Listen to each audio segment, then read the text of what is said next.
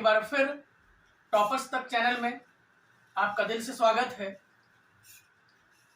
बच्चों, एग्जाम बहुत ही नज़दीक है और ये जो चैप्टर है, इस चैप्टर में जितने क्वेश्चंस हैं वो आपके एग्जाम के पॉइंट ऑफ व्यू से बहुत ही इम्पोर्टेंट है। तो आप बार बार इस चैप्टर को रिवीजन करें या बार बार इस वीडियो को सुनें, क्योंकि हर क्वेश्चन के आंसर आपके लिए लिख लिख करके याद करना बहुत ही डिफिकल्ट हो जाता है। तो आप वीडियो को जितनी बार सुनेंगे उतना ही ज़्यादा परफेक्शन आएगा और उतना ही अच्छे से आप पेपर में कर पाएंगे बच्चों। तो बच्चों, आप सभी इस वीडियो को अधिक से अधिक शेयर करें और अधिक से अधिक बार रिवाइज करें। चलते हैं हम क्वेश्चन पर बच्चों। खिलाफत आंदोलन को प्रारंभ करने के मुख्य कारण कौन कौन से थे? भारतीय राष्ट्रीय आंदोलन में उसका क्या योगदान था? खिलाफत आंदोलन बड़ा ही इंपॉर्टेंट क्वेश्चन है इस चैप्टर का।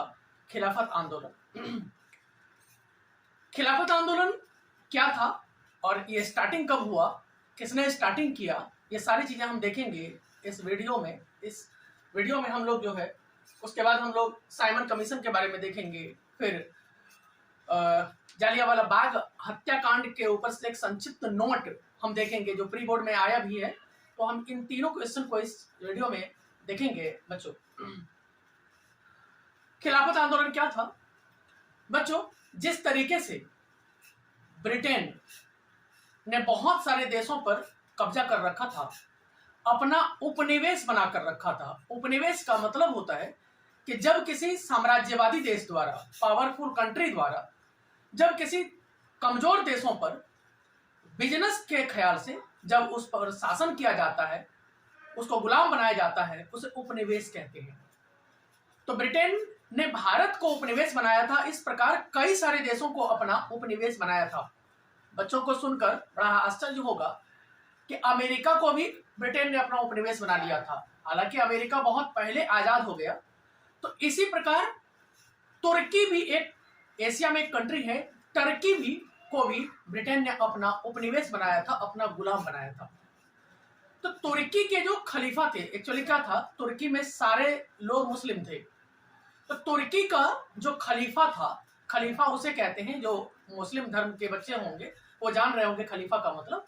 खलीफा का मतलब था कि ये अपना जो पूर्वज थे, ये अपना पूर्वज अपने ईश्वर अल्लाह मोहम्मद साहब से उसी वंशज से अपने आप को जोड़ते थे। कहते थे हम मोहम्मद साहब के वंशज हैं और हम लोग जिसको आशीर्वाद देते हैं वही राजा बनता है, या उसका राज्य जो है वो कभी समाप्त नहीं होता है। ऐसा पूरे विश्व के मुस्लिम जो है तुर्की के खलीफा को, टर्की का जो साम्राज्य था उसको बहुत रिस्पेक्टेबल साम्राज्य मानते थे। तो ब्रिटेन सरकार ने क्या किया, 1919 में तुर्की के खलीफा का पद समाप्त कर दिया। खलीफा का मतलब होता था कि एक रिस्पेक्टेबल पद, पूरे विश्व के मुस्लिमों का नेता, पूरे विश्व के राजाओं का, मुस्लिमों का नहीं केवल राजाओं का हेड, कि जिस मुस्लिम व्यक्ति को तुर्की का खलीफा, तुर्की का जो रिस्पेक्टेबल पर्सन था, वो जिस राजा को अपना सनद देता था, रिस्पेक्ट देता था, अपना मुकुट देता था, वह राज्य जो है बहुत लंबे समय तक चलता था। ऐसा मुस्लिमों में एक मान्यता थी। तो 1919 ईस्वी में ब्रिटेन सरकार ने खलीफा का पद समाप्त कर दिया और कहा अब कोई भी व्यक्ति मुस्लिमों का गुरु नहीं होगा, खत्म कर दिया। तो इस बात से पूरे विश्व के जितने मुस्लिम कंट्री थे उन सारे मुस्लिम कंट्री ने विरोध करना शुरू कर दिया।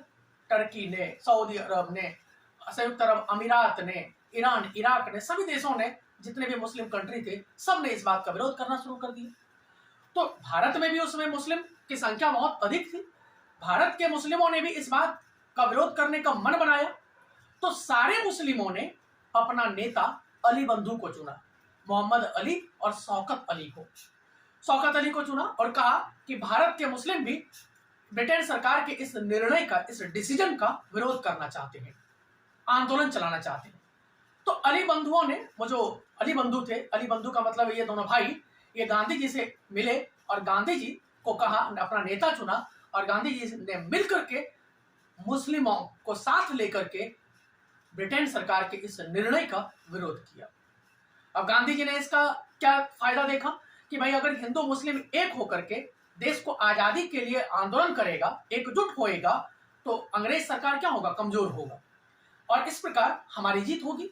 तो गांधी जी ने अपना लीडर चुनने का सौभाग्य प्राप्त हुआ और गांधी जी ने मुस्लिमों का साथ लेकर के, हिंदुओं को साथ लेकर के ब्रिटेन सरकार के इस डिसीजन का विरोध किया।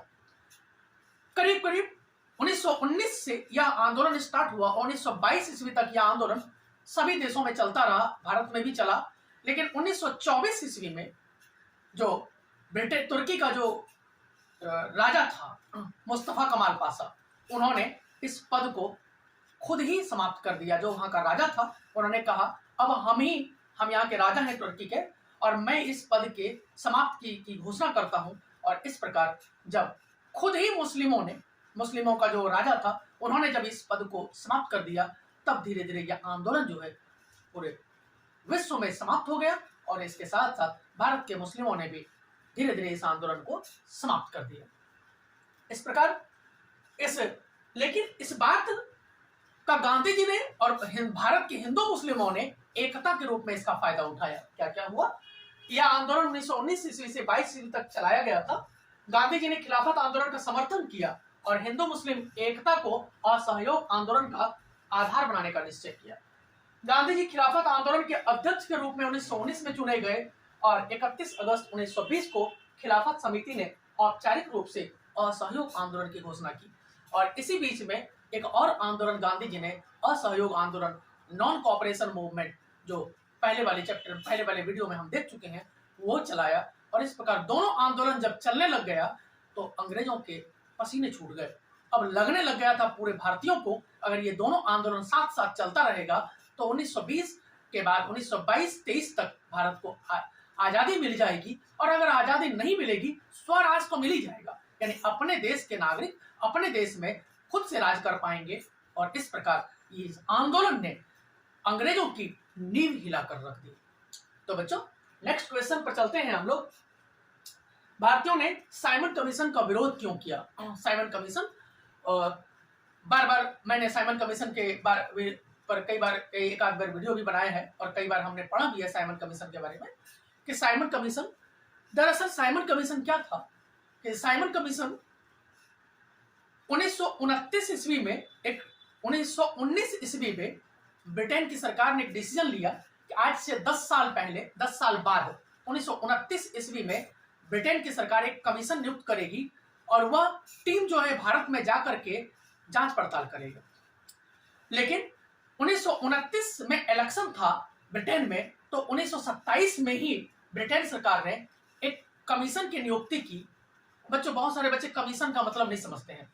कमीशन का मतलब है यहाँ पे 7 लोगों की एक टीम बनाई गई। ब्रिटेन सरकार ने लंदन में 7 लोगों की एक टीम बनाई और उस टीम को कुछ काम सौंपा गया कि आपको भारत जाकर के ये काम करने हैं। तो जब टीम बनाया गया 7 लोगों की और उसका हेड जो है सर जॉर्ज साइमन को बनाया गया, इसीलिए उन्हीं के नाम पर साइमन कमीशन कहलाता है। साइमन कमीशन एक तो पहले 2 साल पहले इस कमीशन को बनाया गया। दूसरा, इस कमीशन में 7 लोग अंग्रेज थे और भारत के लोग चाहते थे कि भाई यह कमीशन भारत आ रही है तो इसमें कुछ ना कुछ मेंबर भारतीय हो, इंडियन मेंबर होने चाहिए। भाई 5-7 लोगों की टीम है तो उसमें 4 लोग अंग्रेज हो, 3 लोग तो भारतीय होने चाहिए या 2 लोग भी भारतीय होने चाहिए। लेकिन अंग्रेजों ने एक भी भारतीय को इस टीम में शामिल ही नहीं किया। तो भारत के लोग इस बात से बहुत नाराज हुए कि भाई एक तो भारत में आकर के जांच पड़ताल कर रही है, भारत में संविधान के निर्माण के लिए समिति आ रही है, भारत के स्वशासन के बारे में डिसीजन लेने के लिए एक समिति आ रही है और उसमें एक भी भारतीय नहीं है। ये तो अजीब बात है ना कि भाई, ये तो अजीब बात है कि भारत के बारे में कोई डिसीजन लेना हो उसमें एक भी भारतीय नहीं। तो इन सब बातों का भारत के लोगों ने बड़ा ही जोर शोर से विरोध किया। बच्चों जब यह कमीशन बंबई बंदरगाह पर समुद्र के रास्ते आई तो बंबई बंदरगाह पर लोगों ने काले झंडे दिखाए और नारेबाजी किया और नारे दिया, साइमन गो बैक, साइमन वापस जाओ, साइमन कमीशन की भारत में कोई जरूरत नहीं है। पूरे देश के हर शहरों में इस बात का विरोध हुआ। लेकिन पूरे देश के हर शहरों में विरोध हो रहा था। विरोध हर शहरों में होने के साथ साथ लाहौर में विरोध हुआ। लाहौर जो आज पाकिस्तान में है, क्योंकि पहले तो वो भारत में था, तो लाहौर में भी इस बात का विरोध किया गया। हजारों की संख्या में लोग जो है लाला लाजपत राय के साथ विरोध कर रहे थे। तो लाहौर का जो पुलिस ऑफिसर था जॉर्ज सॉन्डर्स, वो वहां का पुलिस ऑफिसर था। सॉन्डर्स ने सारी भीड़ पर लाठीचार्ज करने का आदेश दे दिया। और बच्चों, उस लाठीचार्ज में लाला लाजपत राय पर करीब करीब 200 लाठियां बरसाई गई और लाठीचार्ज में लाला लाजपत राय के सर फट गए और 2 दिन के बाद लाला लाजपत राय की मौत हो गई। लाला लाजपत राय की मौत, चूंकि लाला लाजपत राय उसमें भारत के बहुत फेमस लीडर थे, बहुत प्रसिद्ध और रिस्पेक्टेबल लीडर थे। तो लाला लाजपत राय की जब मौत हुई तो इस बात का सदमा पूरे देश को लगा और इस बात का बदला लेने के लिए भगत सिंह, सुखदेव और राजगुरु ने जॉर्ज सॉन्डर्स, जो लाहौर का पुलिस ऑफिसर था, उसकी हत्या कर दी। इस प्रकार यह जो कमेटी थी या समिति थी, स्वशासन के बारे में निर्णय लेने के लिए अंग्रेजों ने बनाया था, लेकिन यह बात भारतीयों को पसंद नहीं आई। इस प्रकार पूरे देश में इस कमीशन का विरोध किया गया, काले झंडे दिखाए गए और साइमन गो बैक का नारा लगाया गया। सबसे बुरी घटना लाहौर में घटी। अभी मैंने बताया कि लाला लाजपत राय पर लाठीचार्ज किया गया और लाठीचार्ज में लाला लाजपत राय की मौत हो गई और इस प्रकार जो है यह इस कमीशन का पूरे भारत में विरोध हुआ और अंतिम में यह कमीशन जो है वापस लौट गई। तो बड़ा ही इंपॉर्टेंट क्वेश्चन था दोस्तों, इसे थोड़ा ध्यान से आप देखेंगे। नेक्स्ट क्वेश्चन है, जालियांवाला बाग हत्याकांड पर संक्षिप्त नोट लिखिए। प्री बोर्ड में आया हुआ एक क्वेश्चन, इंपॉर्टेंट क्वेश्चन है, जालियांवाला बाग हत्याकांड। थोड़ा ध्यान से सुनना बच्चों कि जब इस क्वेश्चन को मैं लिंक करके करंट से लिंक करके बता रहा हूं। जालियांवाला बाग अमृतसर शहर में एक बगीचा है, आज भी है, और उस समय 1919 से पहले भी एक बगीचा था। चूंकि वो मेन रोड से थोड़ा सा अंदर में एक बगीचा बनाया गया था और उस बगीचे में जाने का जो रास्ता था वो छोटा सा था। एक ही व्यक्ति जा सकता था बगीचे में, एक ही व्यक्ति आ सकता, छोटी सी गली से होकर के अंतिम में बगीचे में जा सकते थे। तो बगीचे में 13 अप्रैल 1919 को करीब करीब दोपहर का समय था, 3-4 के आसपास बज रहे थे। बहुत सारे लोग पंजाब के अमृतसर शहर के वैसाखी का त्योहार मनाने के लिए एक साथ इकट्ठे हुए थे। वैसाखी का त्योहार, पंजाब के लोग वैसाखी का त्योहार इसलिए मनाते हैं क्योंकि उस दिन मक्का की फसल कटती है, गेहूं की फसल तैयार होती है। उस दिन लोग अच्छे अच्छे खाने बनाते हैं और शाम में बहुत सारे लोग, शहर है तो घूमने के लिए निकल जाते हैं। तो बहुत सारे लोग अपने परिवार के साथ, बच्चों के साथ अपने पार्क में घूमने के लिए गए थे और कुछ लोग उसी समय जो है रॉलेट एक्ट कानून बना था 1919 में। रॉलेट एक्ट कानून मैं बना चुका हूं, मैं डिटेल से नहीं बता रहा हूं यहां पर। तो रॉलेट एक्ट कानून का विरोध करने के लिए कुछ लोग शांतिपूर्वक बगीचे में बैठ करके अपने नेता को छुड़ाने के लिए विचार विमर्श कर रहे थे। कोई रैली नहीं कर रहा था, कोई हड़ताल नहीं कर रहा था, कोई जोर शोर से शोर शराबा नहीं हो रहा था। 10, 20, 50, 100 लोग, 200 लोग बैठे हुए थे और वहां के 2 लोगों को रॉलेट एक्ट कानून के तहत गिरफ्तार कर लिया गया था। हालांकि उन दोनों नेताओं की कोई गलती नहीं थी, क्योंकि कानून में यह प्रावधान था कि भारतीयों के ऊपर, किसी भी भारतीय के ऊपर अगर शक होता है तो उस भारतीय को गिरफ्तार करके 2 साल के लिए जेल में डाला जा सकता है। तो गिरफ्तार कर लिया गया। अब कुछ लोग वैसाखी का त्योहार मनाने के लिए इकट्ठा हुए थे, कुछ लोग अपने नेता को छुड़ाने के लिए शांतिपूर्वक बैठ करके विचार विमर्श कर रहे थे। इसी दौरान जनरल डायर को खबर मिली कि रॉलेट एक्ट कानून का विरोध करने के लिए जालियांवाला बगीचे में बहुत सारे भारतीय इकट्ठे हुए हैं। अब चूंकि वो ब्रिटिश का पुलिस ऑफिसर था और वो भी बड़ा ऑफिसर था, अमृतसर शहर का हेड ऑफिसर था पुलिस डिपार्टमेंट का, उसको लगा कि भाई मेरे कानून की कोई रिस्पेक्ट नहीं है और भारतीयों की इतनी हिम्मत कि वो हमारे कानून का पालन ना करें।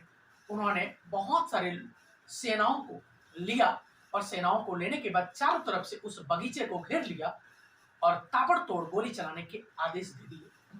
क्योंकि जो बगीचे में लोग इकट्ठे थे उसे कुछ पता ही नहीं था। उसे उन लोगों को कुछ पता चलता तब तो ना वो भाग सकते थे, और बगीचा चारों तरफ से ईंट से घेरा हुआ था, तो भागने का रास्ता था ही नहीं। एक ही गली थी और उस गली में एक दो आदमी ही निकल सकते थे, एक दो आदमी अंदर आ सकते, छोटी सी गली थी। उस बगीचे में एक कुआं भी था। तो जब गोली चलने लग गया तो लोग कुछ समझ ही नहीं पाए आखिर हुआ क्या। लोग भागने लग गए, कोई दीवार की तरफ भागने लग गए, कोई कुएं में भागने लग गए, कुएं में कूद पड़े। कुछ लोग जिस रास्ते से जाने का रास्ता था उस वहां पे, क्योंकि पुलिस को खड़ा कर दिया गया था, वहां से भागने लग गए। चारों तरफ से ताबड़तोड़ गोली चलती रही और करीब करीब आधे घंटे 35 मिनट तक गोली चलती रही। बच्चों, इस घटना में लोग भागने के दौरान बहुत सारे लोग तो जो इस पार्क में, बगीचे में जो कुआं था उसमें गिर गए, मर गए। कुछ लोग गोली लगने के कारण मर गए, कुछ लोग टकरा करके आपस में मर गए, कुछ लोग दीवार में से टकरा करके मर गए। कुल मिलाकर के इस घटना में 279 लोग, 279 लोग मर गए उसी समय, और करीब करीब 1000 से अधिक लोग घायल हो गए। हालांकि ये आंकड़ा जो है अंग्रेज सरकार ने दिया या रिकॉर्ड जो है ये सही नहीं है, लेकिन इस घटना के बाद अंग्रेजों ने हंटर कमीशन को नियुक्त किया और हंटर कमीशन ने रिपोर्ट दिया कि भाई इस घटना में 279 लोग मारे गए, और इस घटना में 279 लोग मारे गए, लेकिन इस घटना में बहुत सारे लोगों की मौत हो गई थी।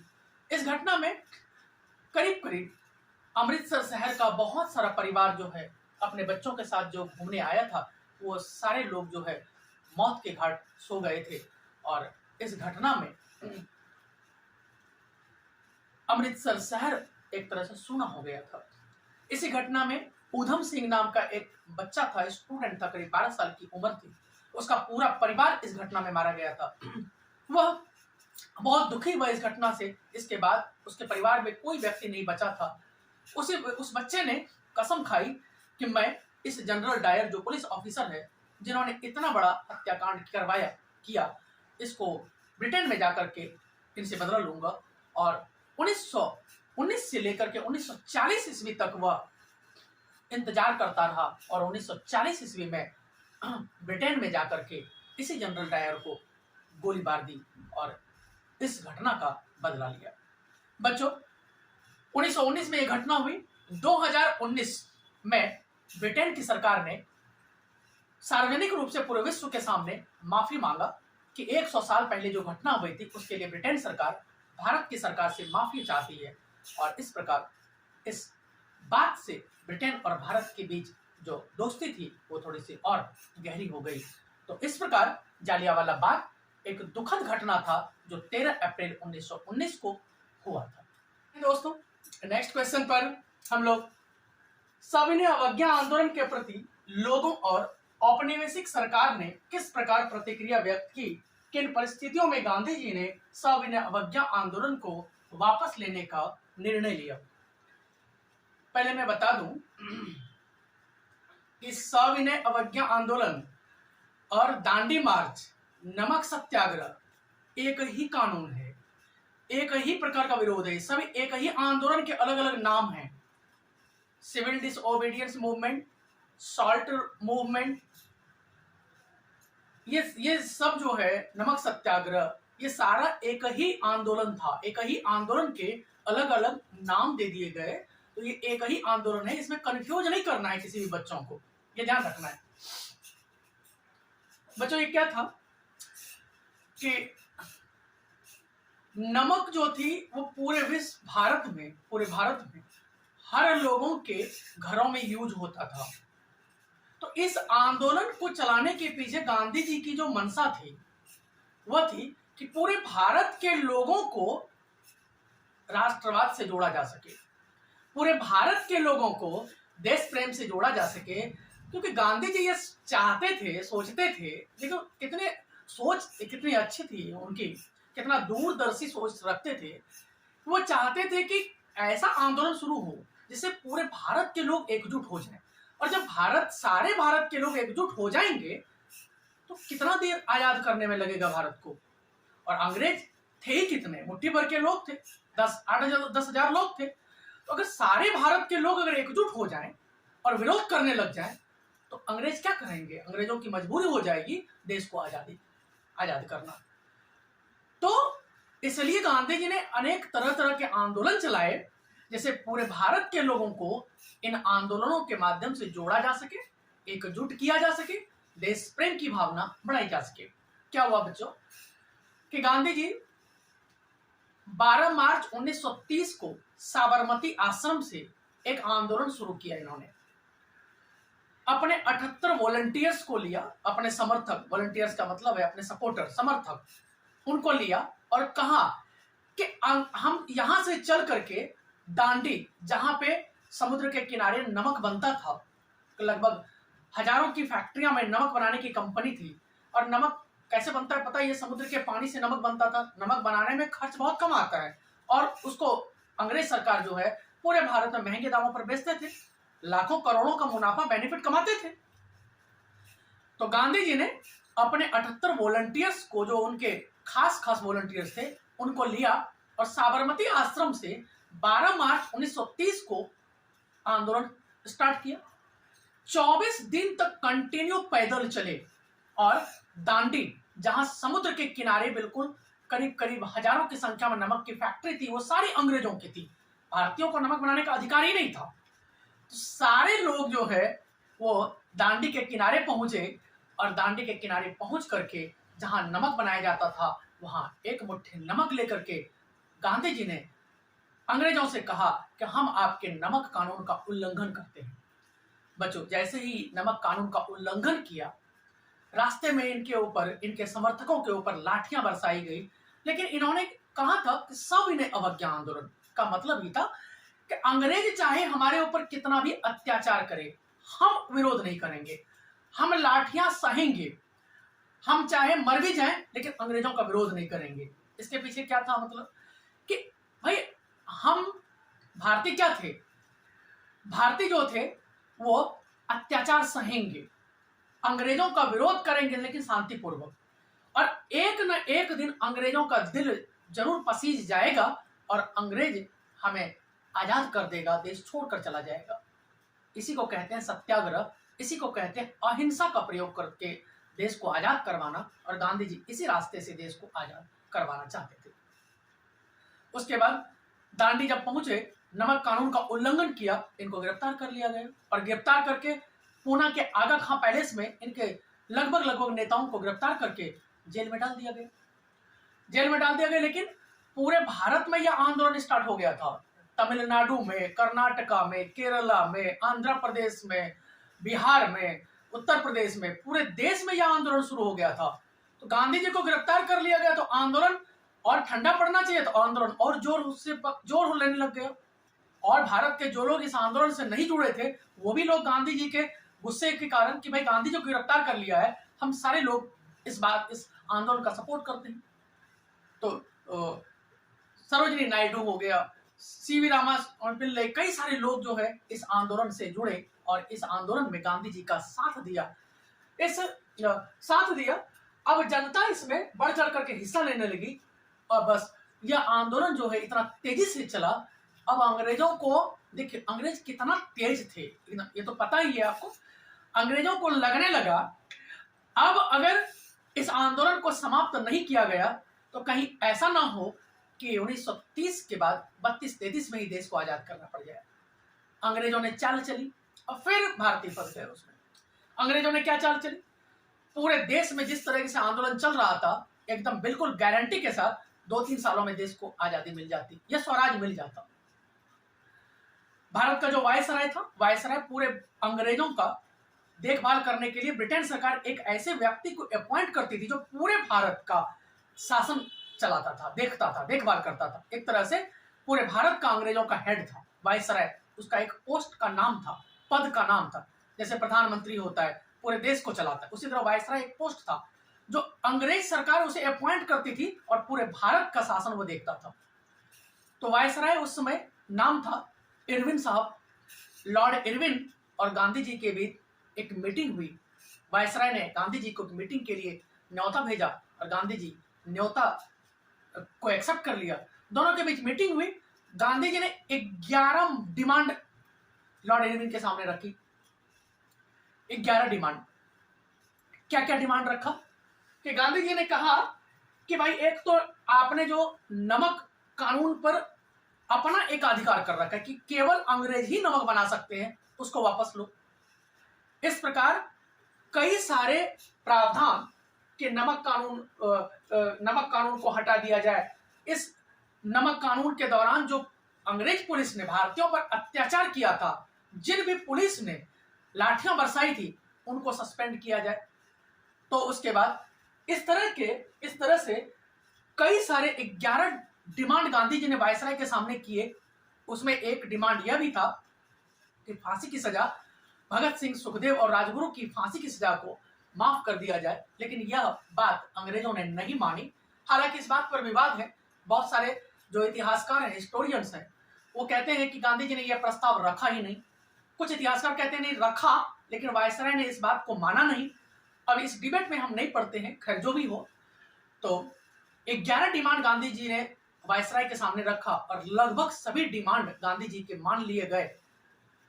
फिर वायसराय ने कहा कि जब आपकी सारी डिमांड हमने, भारतीयों की डिमांड हमने मान लिया, तो भाई हमारी भी डिमांड मानो। गांधी जी ने क्या कहा, क्या? तो गांधी जी ने कहा, वायसराय ने कहा कि भाई इस आंदोलन को समाप्त करो। जो आपने सविनय अवज्ञा आंदोलन, civil disobedience movement, salt revolt जो स्टार्ट किया, उसको वापस लो, यह आंदोलन खत्म करो। उसके बाद खत्म करो। और उसके बाद क्या हुआ, फिर कहा और भी डिमांड कर रखा कई सारे डिमांड कि भाई भारतीयों ने, गांधी जी ने कहा कि भारतीय शांतिपूर्वक तरीके से आप अंग्रेजों के कपड़े की दुकानों के सामने, शराब की दुकानों के सामने धरना प्रदर्शन कर सकते। जितनी भी डिमांडें रखी गांधी जी ने, सब मान लिया गया। लगभग डिमांड मान लिया गया। तब गांधी जी ने भी एक डिमांड उनका मान लिया गया और इस प्रकार सविनय अवज्ञा आंदोलन को समाप्त कर दिया गया, स्थगित कर दिया गया। इस बात का बहुत सारे भारत के लोगों ने विरोध किया, भारत के नेताओं ने विरोध किया, लेकिन खैर गांधी जी उस समय एक बहुत बड़े लीडर थे, नेता थे। उनकी बात को कोई भी भारतीय टाल नहीं सकता था। तो इस प्रकार इस आंदोलन को वापस ले लिया गया। उसके बाद गांधी जी की नमक यात्रा कई कारणों से उल्लेखनीय थी। वही एक कहानी है इसमें भी। 12 मार्च 1930 ईस्वी को गांधी जी ने अपने 78 वॉलंटियर्स के साथ साबरमती आश्रम से दांडी आश्रम तक की यात्रा की और करीब इस दौरान 24 दिनों की यात्रा की और समुद्र के किनारे पहुंच करके नमक कानून का उल्लंघन किया। इस आंदोलन से पूरे देश में राष्ट्रवाद फैलाना चाहते थे। यह आंदोलन शांतिपूर्वक सत्याग्रह के द्वारा चलाया गया, जिसके बाद गांधी जी पूरे भारत के सभी बड़े नेताओं को गिरफ्तार कर लिया गया। लेकिन 1931 ईस्वी में गांधी इरविन समझौता हुआ और गांधी जी की सारी बातें मान ली गई, जिससे गांधी जी ने इस आंदोलन को वापस ले लिया। इस प्रकार गांधी इरविन समझौता के बारे में मैं बता ही चुका हूं कि गांधी इरविन समझौता 5 मार्च 1931। बच्चों थोड़ा ध्यान रखेंगे, पेपर में बहुत आने की संभावना है, इंपॉर्टेंट क्वेश्चन है। 5 मार्च 1931 को गांधी इरविन समझौता हुआ और इस समझौते में गांधी जी ने 11 डिमांड रखी और लगभग सारी डिमांडें गांधी जी की मान लिया गया। इसमें क्या क्या डिमांड था कि नमक पर सभी कर हटा दिए जाएं, जो पुलिस ने अत्याचार किया था उसकी निष्पक्ष जांच हो, भारतीय शराब एवं विदेशी कपड़ों की दुकानों के सामने धरना दे सकते हैं। अंग्रेजों ने यह बात मान लिया। उसके बाद ये एक और कानून था कि भाई जो भी पुलिस ने जो अत्याचार किया था उसकी निष्पक्ष जांच हो, तो वो भी अंग्रेजों ने मान लिया। और बदले में वायसराय ने गांधी जी से डिमांड किया कि भाई इस आंदोलन को वापस ले लिया जाए, जो सविनय अवज्ञा आंदोलन था उसे वापस ले लिया जाए। तो इस प्रकार दोनों के बीच समझौता हुआ और सविनय अवज्ञा आंदोलन वापस ले लिया गया। तो बच्चों इस प्रकार जो है यह क्वेश्चन जो है बहुत इंपॉर्टेंट है। आप इस क्वेश्चन को थोड़ा ध्यान से बार बार रिवीजन करें और दूसरे बच्चों तक भी ये वीडियो पहुंचाने की कोशिश करें। जो भी बच्चे इस वीडियो को पहुंचाने में हमें मदद कर रहे हैं उसे दिल से बहुत बहुत धन्यवाद। जय हिंद।